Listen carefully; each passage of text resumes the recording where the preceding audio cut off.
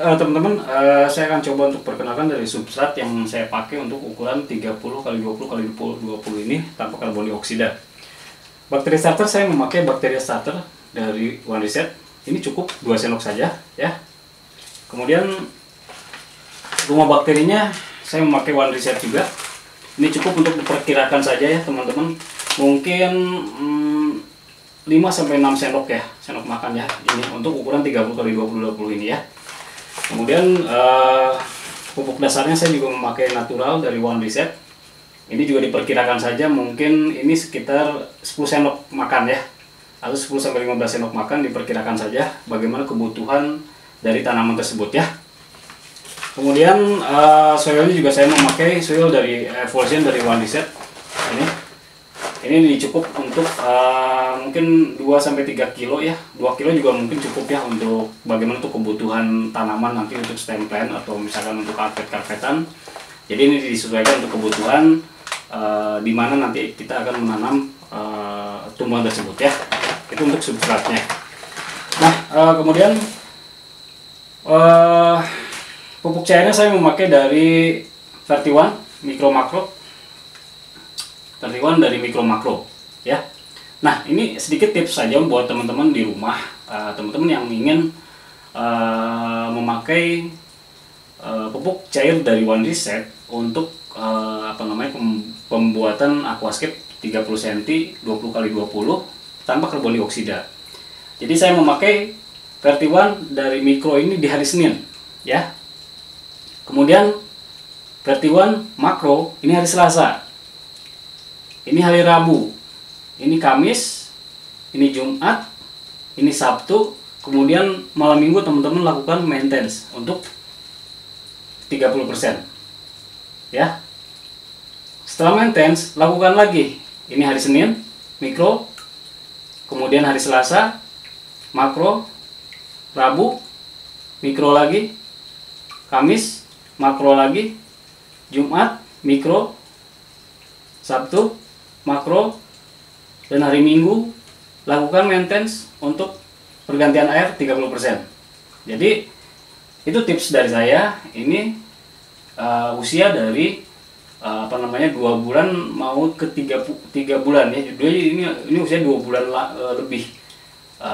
Kita memakai karpet dari High Grass tanpa karbon dioksida, ternyata cukup lumayan tumbuh ya teman-teman.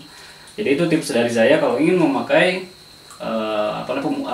membuat aquascape tanpa karbon dioksida, ingin membuat karpet, pakailah satu tanaman dari Tenellus dan High Grass dan memakai pupuk cair yang cukup.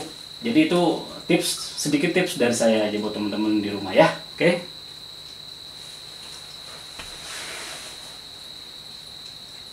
Nah itu teman-teman, tadi saya sudah sedikit sharekan tentang substrat.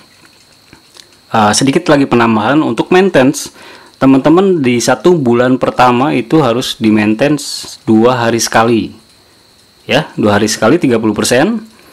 Pupuk tetap memakai tips yang tadi saya katakan. Kemudian di bulan pertama boleh 1 minggu sekali untuk maintenance ya. Itu sedikit tambahan dari saya ya.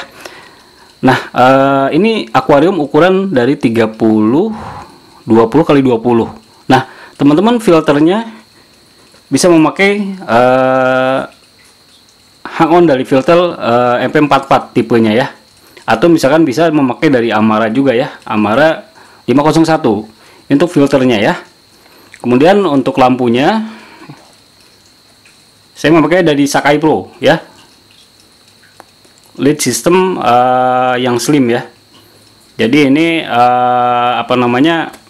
cukup lah ya untuk untuk karpet-karpetan, cukup aman lah ya. Lampunya cukup lumayan aman lah ya untuk karpet-karpetan. Oke. Nah, sekarang saya akan coba untuk memperkenalkan bahan tanaman yang saya pakai di sini. Untuk yang di depan ini saya memakai High Grass. Yang di belakang itu saya memakai Tenellus. Ini juga sama, Tenellus. Ini memakai Baby Tears. ini Kuba ya, dan ini Willow Moss. Kemudian di sini ada Bucephalandra mini. Nah, di sini ada kelebihan dan kekurangan ya. Saya dulu di sini menanam Donoy. Ternyata Donoy tidak tumbuh dengan baik, karena itu saya yakin itu tidak akan tumbuh ya. Tanpa karbon dioksida itu tidak akan tumbuh. Tumbuhnya malah mengecil dan tidak segar ya. Jadi kalau misalkan untuk Hairgrass ini aman, tapi yang Kuba ya, ini juga sangat tidak aman. Ini tidak akan bertahan lama. Mungkin bisa bertahan ini 1, 2 sampai 3 bulan. Kalau teman-teman bisa maintenance-nya lebih rajin ya, dan nutrisinya lebih cukup ya. Tapi saya katakan ini tidak akan awet. Ya, yang akan awet ini adalah Hairgrass, Baby Tears, dan Tenellus. Ini aman. Dan ini Willow Moss dan Bucephalandra mini. Ini aman ya.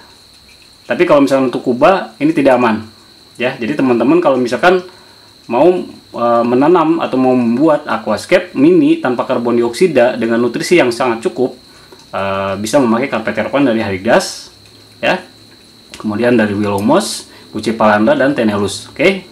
Untuk dimensi kecilnya memakai Hairgrass untuk di depan ya. Ini pertumbuhan sangat cukup lumayan ya tanpa karbon dioksida. Oke. Nah, untuk batunya teman-teman bisa ini pilihan ya. Jadi pilihan kalau saya ini memakai batu dari sungai ya. Jadi biar biar lebih menatural, dan udah gitu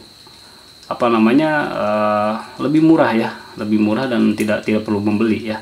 Nah, untuk di depannya ini adalah pasir mutiara.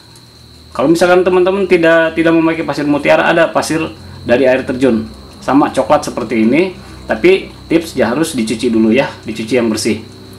Jadi teman-teman di rumah bisa membuat aquascape tanpa karbon dioksida dengan memakai tanaman-tanaman yang saya katakan tadi, dan nutrisi yang sangat cukup ya. Dan yang paling penting harus rajin maintenance. Jadi dengan kata lain, aquascape tidak memakai karbon dioksida itu tidak masalah, asal kita rajin mengurusnya, terutama maintenance dan nutrisi yang sangat cukup gitu ya. Tapi tidak bisa memungkinkan kalau misalkan ini Hairgrass juga akan mengecil, tidak akan awet gitu. Tapi kalau misalkan memakai karbon dioksida itu akan lebih cepat, lebih gemuk, dan lebih segar terlihat. Tapi kalau tanpa karbon dioksida ini akan tetap tumbuh, tapi dia akan mengecil, tetap akan menjadi karpet. Hanya lama dan dia mengecil.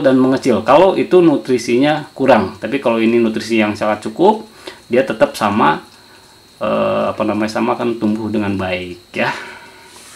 Nah, itu teman-teman tips dari saya yang tadi saya katakan, substratnya, kemudian pupuk cairnya, dan tanaman apa yang dipakai ya.